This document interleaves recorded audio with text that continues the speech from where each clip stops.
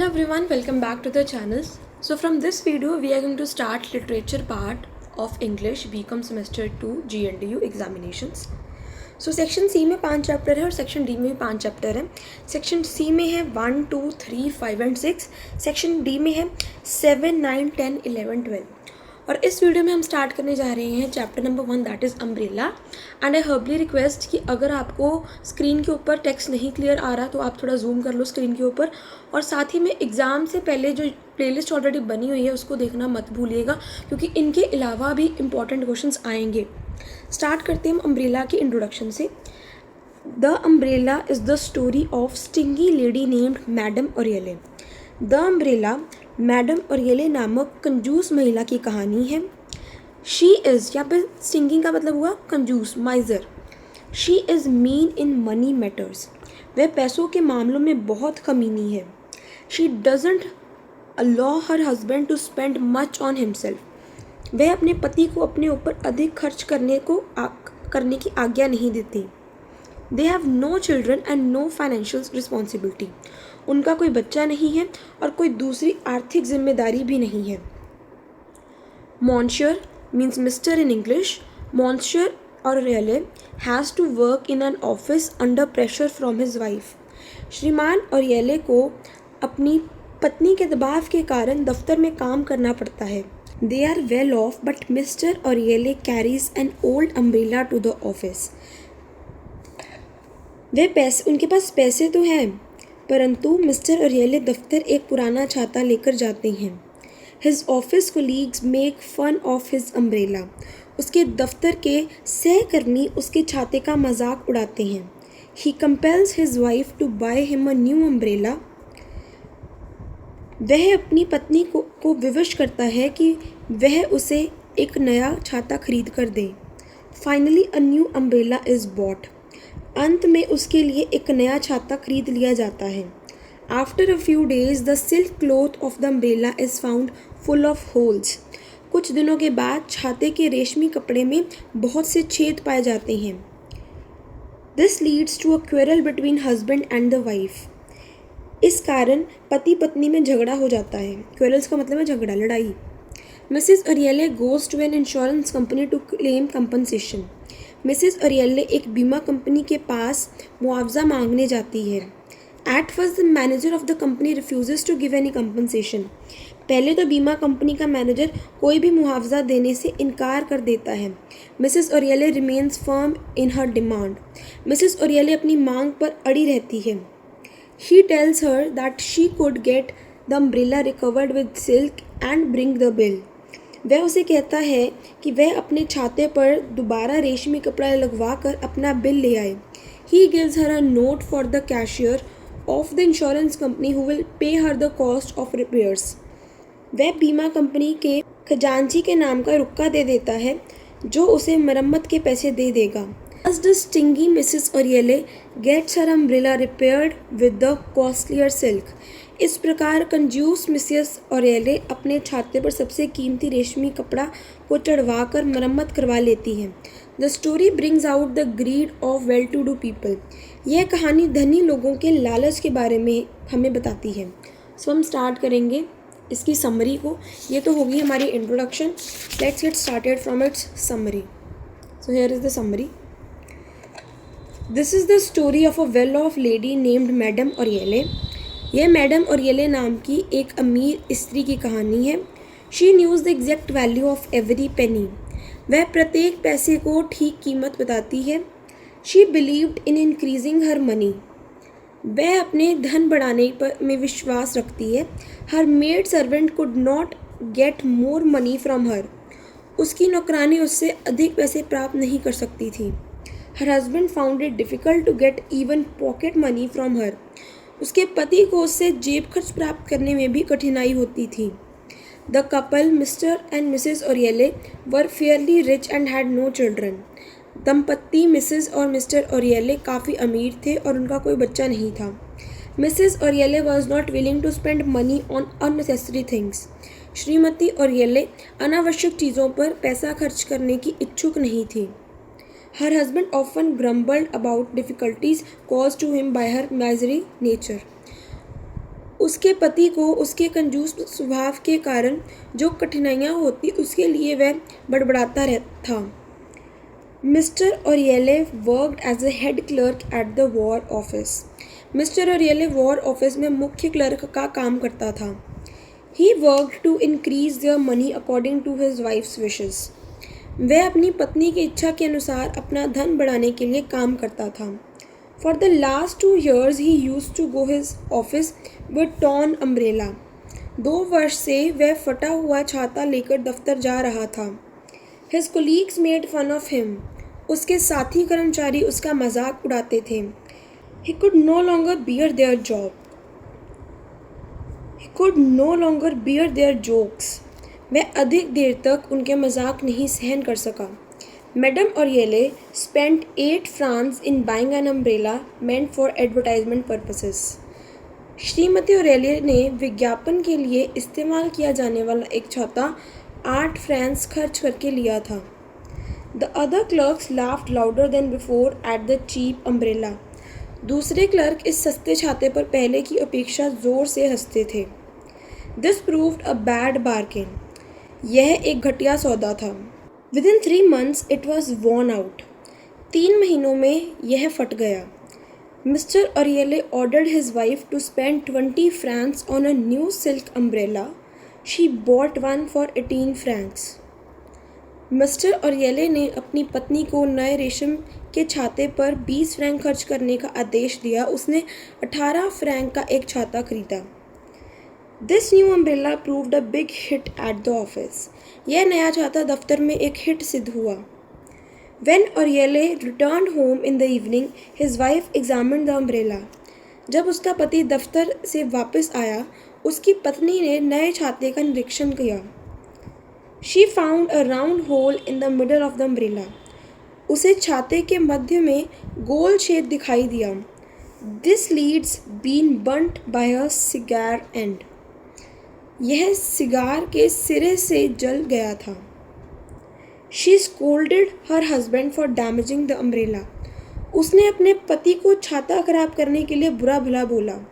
She accused him of carelessness. उसने उस पर असावधान होने का दोष लगाया। She mended him the hole with a piece of silk from the old umbrella. उसने पुराने छाते से रेशम का टुकड़ा लेकर छेद की मरम्मत की। The next day Mr. Oriele returned from his office. अगले दिन मिस्टर ओरिएले दफ्तर से वापस आया। Mrs Oreille took the umbrella out of his hand. श्रीमती ओरिएले ने छाता उसके हाथ से लिया। She saw the cover full of small holes. उसने देखा सारे छाते में छोटे छोटे छेद थे। There were burns. वह जला हुआ था। Probably the ashes of a pipe had been emptied all over the silk cover. शायद पाइप की राख रेशम के छाते के कवर पर खाली कर दी गई थी। The umbrella was a ruin. छाता नष्ट हो गया था। She again scolded her husband. उसने फिर अपने पति को गालियाँ दी। She tried to explain to his wife that someone at the office must have burned the umbrella out of jealousy or feeling of revenge. उसने अपनी पत्नी को बताया कि किसी ने दफ्तर में ईर्ष्या या बदले की भावना से छाता जला दिया था। In the meantime, a guest came to dinner. इतने में एक मेहमान रात के खाने पर आया। The matter was placed before the guest. मामला मेहमान के सामने रखा गया। Madam Oriele said firmly that she would buy a servant's umbrella for her husband. Madam Oreille ने सख्ती से कहा कि वह एक नौकर का छाता अपने पति के लिए खरीदेगी। Her husband told her that he would not go to the office with the servant's umbrella. उसके पति ने उसे बताया कि वह नौकर के छाते के साथ दफ्तर नहीं जाएगा। The guest suggested that they should get the umbrella recovered off for 8 francs. मेहमान ने राय दी कि उन्हें 8 फ्रांस से छाते को दोबारा कवर चढ़वा लेना चाहिए। Madam Oreille had already spent 18 francs on it. श्रीमती ओरिएले ने पहले से इस पर 18 फ्रैंक्स खर्च किए थे। It was rather difficult for her to spend 8 francs to get it repaired. उसके लिए मरम्मत पर 8 फ्रैंक्स खर्चना कठिन था। The guest suggested that they should get the compensation from insurance company for the burnt umbrella. Mrs. Oriele decided to take action. मेहमान ने राय दी कि उन्हें जले हुए छाते का इंश्योरेंस कंपनी से मुआवजा लेना चाहिए। मिसेस ओरियले ने कार्रवाई करने का निर्णय लिया। She wanted the umbrella to appear beyond repair. वह चाहती थी कि छाते की मरम्मत ना हो सके। So she burn a great hole. इसलिए उसने बहुत बड़ा छेद कर दिया। She rolled up the remains of silk. उसने बाकी रेशम की तय कर दी। She left for the office of the fire insurance company. वह फायर इंश्योरेंस कंपनी के दफ्तर गई। She went there for the accident at the accident department. वह दुर्घटना विभाग में गई। The manager of the accident department was busy discussing another case with some clients. दुर्घटना विभाग का मैनेजर किसी और ग्राहक के साथ दूसरे मामले पर तर्क करने में व्यस्त था। She showed the manager the burned umbrella. उसने मैनेजर को जला हुआ छाता दिखाया। It had cost her 20 Franks. वह उसे 20 फ्रैंक्स में पड़ा था। She told the manager that she had taken an insurance policy with insurance company and she wanted compensation for her burnt umbrella. उसने मैनेजर को बताया कि उसने इंश्योरेंस कंपनी से इंश्योरेंस पॉलिसी ली हुई थी और वह अपने जले हुए छाते का मुआवजा चाहती थी। She added that she would like the company to have the burnt umbrella recovered. उसने यह भी कहा कि वह कंपनी से जले हुए छाते पर दोबारा कवर चढ़वाना चाहती है। The manager felt puzzled. Manager परेशान हो गया। He said that the company didn't deal in umbrellas. उसने कहा कि कंपनी छातों का काम नहीं करती थी। So they could not repair of this kind. इसीलिए वह इस तरह की मरम्मत नहीं कर सकते। Madame Oriele told the manager she would get it repaired if the company paid the bill. Madam Oreille ने मैनेजर को बताया कि वह उसकी मरम्मत करवा लेगी यदि कंपनी बिल पे कर दे। The manager told madam Oreille that they never paid compensation for such small accidents. Manager ने मैडम ओरिएले को बताया कि वह ऐसी छोटी दुर्घटनाओं का मुआवजा नहीं देते। The insurance company should not be expected to replace handkerchiefs, gloves, brooms and old slippers. Insurance company से रुमाल, दस्ताने, झाड़ू और पुराने स्लीपरों को दोबारा प्राप्त करने की आशा नहीं की जानी चाहिए। Mrs Oreille said that last December they had a chimney on fire. Mrs Oreille ने कहा कि पिछले दिसंबर को उनकी चिमनी को आग लग गई थी। तो ये वो कहानी खुद ही बना रही थी। It cost them 500 francs to repair it. उसकी मरम्मत पर 500 फ्रैंक्स खर्च हुए थे। Her husband never asked the company for any compensation. उसके पति ने किसी मुआवजे के लिए कंपनी को नहीं कहा। The manager felt surprise that the husband didn't claim any compensation for 500 Franks. Manager को आश्चर्य हुआ कि पति ने 500 फ्रैंक्स के मुआवजे का दावा नहीं किया। The wife was making a claim for 5 और 6 फ्रैंक्स। पत्नी 5 या फिर 6 फ्रैंक्स का दावा कर रही थी। Mrs Oreille said that 500 francs were mister Oreille's concern. Mrs Oreille ने कहा कि 500 फ्रैंक्स मिस्टर ओरिएले की चिंता थी। The 18 francs came out of her purse. 18 francs उसके पर्स से निकले थे। Manager realize that it would not be easy for him to send away the lady without compensation. Manager ने महसूस किया कि मुआवजा दिए बिना स्त्री को भेज देना उसके लिए आसान नहीं था। He asked her to explain how the accident came out. उसने उससे पूछा कि वह वर्णन करे कि दुर्घटना कैसे हुई थी। Mrs. Oriele said that the other day she put her umbrella in the stand. Above the stand was a shelf of candles and matches. Mrs Oreille ने कहा कि पहले दिन उसने छाता स्टैंड पर रखा था। स्टैंड के ऊपर मोमबत्तियाँ और दियासलाई का डिब्बा था। She lighted a candle with the matchstick. After falling to light it with the 3 matchstick, she went to bed. उसने दियासलाई से 3 तीलियों से मोमबत्ती जलाने की असफलता होने पर एक से मोमबत्ती जलाई, तब वह सो गई। A quarter of an hour later she found a smell of burning. पौने घंटे बाद उसे जलने की दुगंध आई। She discovered that it was her umbrella that was burning. उसने देखा कि वह उसका जो छाता था वो जल रहा था। One of the matchstick had fallen in the folds. The manager had no ways out. एक तीली छाते की तहों में गिर गई थी। मैनेजर को बाहर निकलने का कोई रास्ता दिखाई नहीं दिया। He got ready to pay the lady of the cost getting the umbrella recovered. She was instructed to get the umbrella recovered with the finest silk. वह स्त्री को छाते पर दोबारा कवर चढ़ाने की कीमत देने को मान गया। उसे बढ़िया रेशम का कवर चढ़ाने का निर्देश दिया गया। The cashier of insurance company had to make the payment of the repair charges on presentation of bill by Mrs. Oriele. Insurance company के कैशियर को मिसेस ओरिएले द्वारा मरम्मत का बिल प्रस्तुत करने पर पैसे देने पड़े। सो आई होप आपको समरी क्लियर हो गई होगी। Now we are going to consider important questions. I will suggest you can zoom the screen if the text is not visible. हमारा क्वेश्चन है discuss the theme of the story the umbrella. अब हमें umbrella story की theme को explain करना है। The story is based on the theme that well-to-do but stingy people do not mind being called petty and mean if they can get some money. कहानी इस विषय वस्तु पर आधारित है कि अमीर लेकिन कंजूस लोग तुच्छ और कमीना कहलाने की परवाह नहीं करते यदि वे कुछ धन प्राप्त कर सकें। They are very calculating in money matters. वे पैसे के मामले में बहुत हिसाब लगाने वाले होते हैं। They know the values of even the smallest coin. वे छोटे से सिक्के की भी कीमत जानते हैं। They do not like to spend even on necessities. वे आवश्यकताओं पर भी खर्च करना पसंद नहीं करते। विषय वस्तु एक अमीर लेकिन कंजूस स्त्री मिसेस ओरिएले के मध्य में विकसित की गई है। The theme is developed through a rich but stingy woman, Mrs. Oriele. She reduces herself to the position of an instrument for piling up wealth. वह धन इकट्ठा करने के लिए स्वयं को एक साधन से भी घटिया बना लेती है। She is very miserly. She doesn't allow even her husband to spend money on bare necessities. वह बहुत कंजूस है। वह अपने पति को बहुत ज़रूरी आवश्यकताओं पर भी खर्च करने की आज्ञा नहीं देती।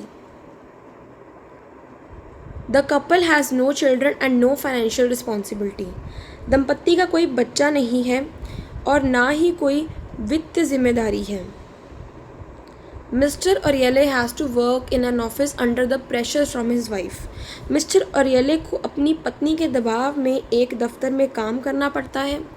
Mr. Oriele would like to have better lifestyle since they can afford it. Mr. Oriele अच्छी जीवन शैली रखना चाहता है क्योंकि वह खर्च कर सकते हैं।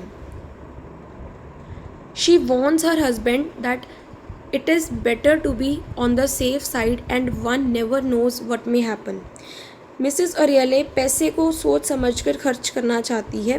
वह अपने पति को चेतावनी देती है सुरक्षित पक्ष में होना बेहतर है और कोई कभी नहीं जानता कि क्या घटना हो जाए। Mister Oreille carries an old umbrella to his office. Mister Oreille अपने दफ्तर में पुराना छाता लेकर जाते। सो थीम वाले क्वेश्चन में आपको चैप्टर के ना मेन पॉइंट जैसे जो वो बताना चाह रहा है उस चीज़ को ज़्यादा फोकस करना है rather than the summary. Okay, so she buys a silk umbrella as he threatens to resign. क्योंकि उसके जो कुलीग्स थे वो उसके अम्ब्रेला का मजाक उड़ाते थे। His colleagues make fun of his. The second umbrella fares no better because it was just for advertisement purpose. उसके सहकर्मी उसका मजाक उड़ाते थे। दूसरा छाता ठीक नहीं निकलता। वह उसके लिए रेशमी छाता खरीदती है क्योंकि वह नौकरी से त्याग पत्र देने की धमकी देता है। The loss through the burnt umbrella leads to quarrel between husband and the wife. इस छाते में पूरे रेशमी कपड़े में छेद पाए जाते हैं। जले छाते की हानि से पति पत्नी के बीच झगड़ा होता है। Finally Mrs Oreille goes to the office of the insurance company to claim compensation. अंत में मिसेस ओरिएले मुआवजे का दावा करने के लिए बीमा कंपनी के दफ्तर में जाती है। The manager of the insurance company tells her that the umbrella is a pity thing. बीमा कंपनी का मैनेजर उसे बताता है कि रुमाल, झाड़ू और पुराने स्लीपर्स जैसे तुच्छ वस्तुओं के लिए मुआवजा नहीं देते। They do not give any compensation for such petty things like handkerchiefs, brooms and old slippers. Mrs. Oriele doesn't mind being considered petty and mean. Mrs. Oriele तुच्छ और कमीना समझे जाने की परवाह नहीं करती। She persuaded the manager to allow her burned umbrella to be recovered at the cost of insurance company. वह मैनेजर को दोबारा कपड़ा चढ़वाने की आज्ञा देने के लिए और बिल अदा करने के लिए मना लेती है। Do not forget to like, share and subscribe. Thank you for watching and do check out playlist for your English exam.